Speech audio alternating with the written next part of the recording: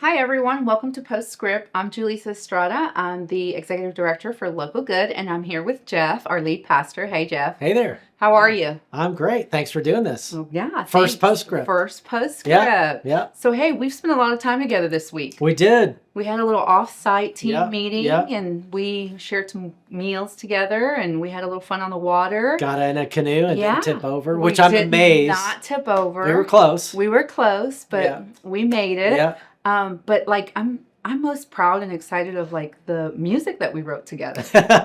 Yeah. So we one of the Todd Bauman on the directional team found a AI thing that helps us write songs, so we Yeah. came out with a whole album. Yeah, And we did.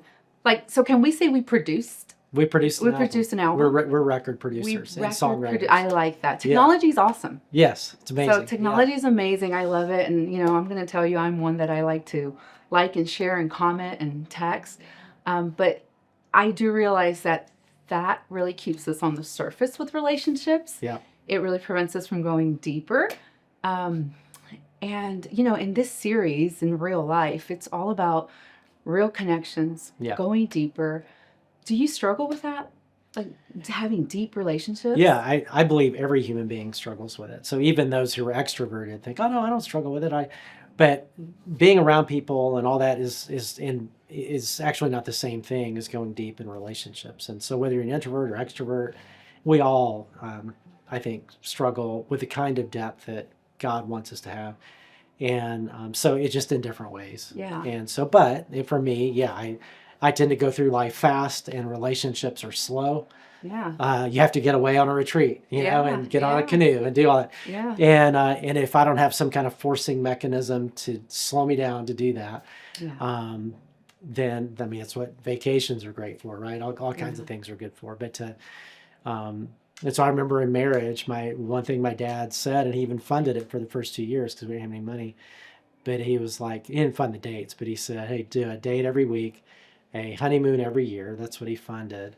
And there was a third one, I don't remember. But and so we just had this pattern throughout, And so for me, yeah, I have to slow down because relationships don't develop fast; they develop in slow, and that's a challenge. Yeah. I want to know what that third one is. Dig deeper. I know, I have to and then, remember that. Yeah. You'll have to Yeah. fill us in. Yeah. What that third one is. So let's talk a little bit about Jesus' love, agape love. We talked about this earlier, and I'm going to quote you because I really want to get this right. Earlier you said, where love, or you asked, where love comes from? Not from deep within, but from above. Like, okay, it comes from above, the agape love. How do we access that? Can you unpack that for us a little bit? Yeah, so agape love, when Jesus came, he loved in a way that the world had never experienced before.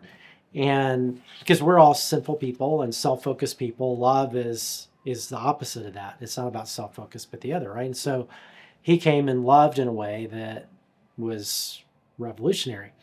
And he told his disciples, this is your deal. This is the new command. I want you to love each other and love people the way I've loved you.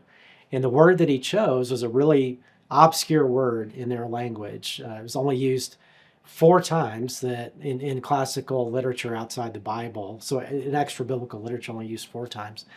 It becomes one of the most important and common words in the New Testament and what everybody rallied around in the New Testament and for every Jesus follower, and that is agape.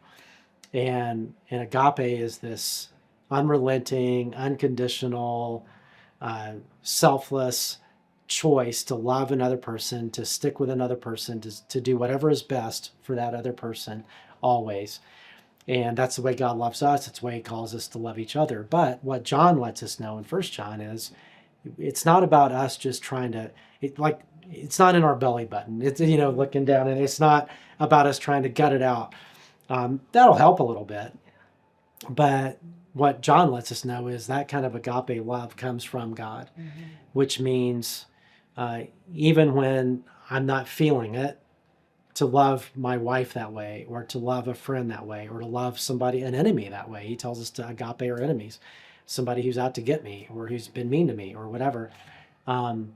it may be hard for me to get that myself, but I can get it from God. That's where it comes from. And the more I know God, the more godly I'll be, which means the more loving I'll be. John said God is agape. That's his predominant character trait.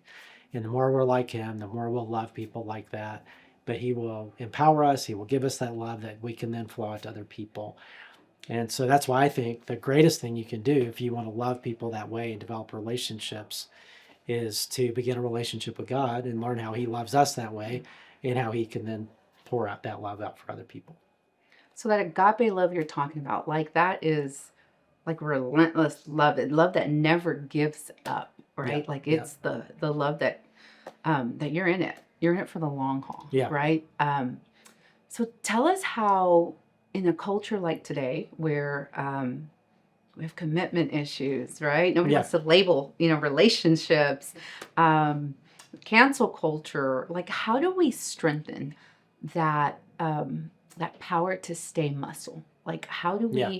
we strengthen that area? Muscle is a good word, and I think we there's a book out right now called The Comfort Crisis, and it's talking about how it's a secular book, but it's talking about how Americans have elevated comfort to a virtue, and comfort is not a virtue. In fact, comfort will lead you away from what is virtuous. But yet we feel like it's an entitlement, So if something makes me uncomfortable, an environment makes me uncomfortable, well, I'm not going to do that because you're making me uncomfortable, or that's not. And I get we don't have to be abused. I don't mean that, but comfort is different. Where if you make that your virtue, it's for one, character transformation is uncomfortable, so you're not going to grow, and relationships are uncomfortable. So in order to love the way we're talking, you really have to say, okay, in a culture that has taught me all my life, it's about me and my comfort and my fulfillment.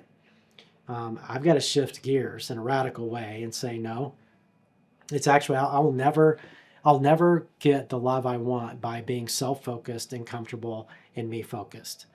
The only way I can do that is to focus on other people the way God does, and to be selfless, not selfish, and to give my life away for others, and that's the way we actually find life and actually even build the connections we're created to. But in our culture, that just, it's like the opposite game. It's the way our culture sees love is the opposite of love as God sees it.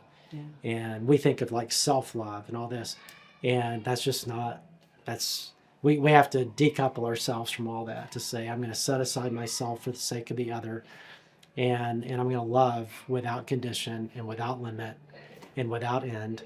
And that's not American way to love, and so we really do have to be countercultural, and it's wonderful when we do. It's a benefit, it's a good thing, but there's a cost to it, and yet if we don't pay that cost, that risk, then we'll never actually gain the kind of depth of relationships that we want, because relationships can only, the kind of that we really want, can only happen in the context of unconditional love, because they require safety.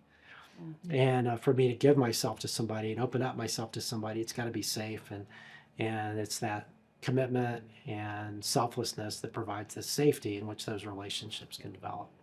Yeah, that's good. That's good. So I'm gonna switch gears on you just a little bit. So tell me how you express love as a verb. Like, what do you do to express love as a verb? Yeah, well, when I'm good, or I mean- So because it's a struggle. Yeah. We're selfish people growing in selflessness, and so for me, I do think about all the time that love is a choice. And so if there's a hard to love person, and in ministry, sometimes we call They don't exist. EGRs. Those don't exist. Yeah, right? EGRs, extra grace required. Yeah. And sometimes I'm an EGR, okay? But when you have somebody who's just hard to love, then you realize, oh, this is an opportunity to love somebody who, it's loving is not doing what they want. Loving is doing whatever, love requires us to do whatever's best for that other person. So I just think, okay, what's best for that other person right now? And it may be to have a hard conversation, to be the one person that says, you know what, you make it really hard for people to love you, and here's why. And I'm going to love you enough to say it. Yeah. I mean, sometimes that's the most loving thing to do. Sometimes it's just to let something go, even though we're like, but I'm just going to let it go. Sometimes that's the most loving thing to do because they can't handle that right now. And so just to ask myself the question, the question is in my head all the time is, what does love require of me right now? Yeah. And so whatever that is, what does love require of me right now? Because that's my ethic. That's what it means to follow Jesus. Yeah. And so it's not just singing worship songs and reading the Bible. It's loving people the way he loves people. That's the new command. This is how people know you're my disciples. So it's always, okay, how would Jesus love? What does love require? What does love demand of me right now? And then whatever that is, and sometimes it's hard, okay, God, give me the ability, help me do that. Well, that's a great prompt, right? Like to prompt yourself, like, what does love require of me right now for that other person? Right. Not for what feels right, what I think, what I feel like, the flesh. So that's great, Jeff. So Jeff, thank you so much for joining us today and, being here on Postscript. And we look forward to what you have for us next week. Something really exciting, I'm sure. And thank you guys for being with us tonight. And we'll see you next week.